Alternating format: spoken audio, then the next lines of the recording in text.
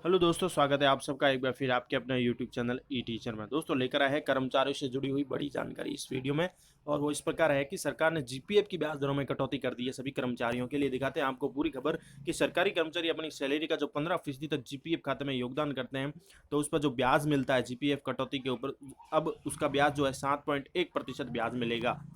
तो दिखाते हैं पूरी खबर। वो इस प्रकार है कि सरकार ने जनरल प्रोविडेंट फंड यानी जीपीएफ समेत अन्य फंड की ब्याज दरों में कटौती कर दी है। इसके मुताबिक अप्रैल जून 2020 तिमाही में ग्राहकों को 7.1% की दर से ब्याज मिलेगा। इसके पहले वाली तिमाही में यह दर 7.9% थी।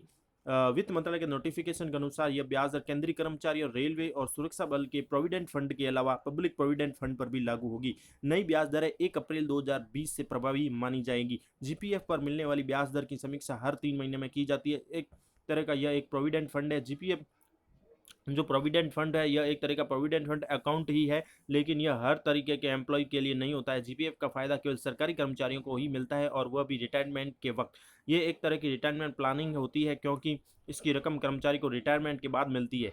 सरकारी कर्मचारी अपनी सैलरी का 15% का जो हिस्सा होता है वो जीपीएफ खाते में योगदान कर सकते हैं। ऐसा करता है काम।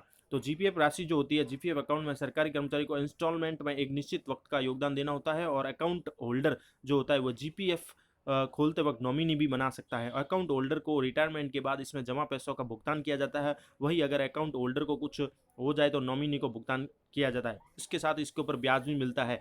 इसके साथ ही जीपीएफ से आप लोन भी ले सकते हैं। लोन जो होता है वो ब्याज मुक्त।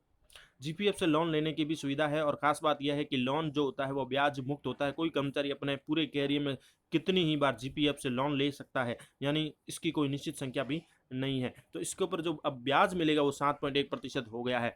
पीएफ और पीपीएफ से है ये अलग। प्रोविडेंट जो फंड होता है जीपीएफ, सॉरी पीएफ जो है प्रोविडेंट फंड, पीएफ अकाउंट किसी भी एम्प्लॉय का हो सकता है, फिर वह सरकारी हो, नौकरी में हो या प्राइवेट हो, जिसे पीएफ कहते हैं। इसे एम्प्लॉयर द्वारा खोला जाता है, और एम्प्लॉय व एम्प्लॉयर दोनों की ओर से इसमें 12-12% का योगदान दिया जाता है। यानी कि एम्प्लॉय अपनी ओर से, और जो भी नियोक्ता है लगाने वाली कंपनी वो भी इसमें योगदान करती है।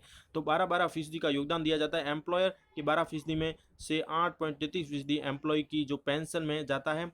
एम्प्लॉय पीएफ फंड को जरूरत पड़ने पर निकाल भी सकता है। पब्लिक प्रोविडेंट जो फंड है PPF, public provident fund account को कोई भी नागरिक खुद से खुलवा सकता है। इसके लिए उसका एम्प्लॉय होना जरूरी नहीं होता है। तो ये पीएफ और पीपीएफ से थोड़ा अलग होता है। और एक जीपीएफ जो है वो सरकारी कर्मचारियों के लिए है, जिसमें वो जनरल प्रोविडेंट फंड कहते हैं, जिसमें जो सरकार के कर्मचारियों का लगभग 15% तक जीपीएफ खाते में योगदान करता है अपनी सैलरी से। तो उस पर जो ब्याज दर में कटौती की गई है वो 7.1% मिलेगी सरकारी कर्मचारियों के लिए।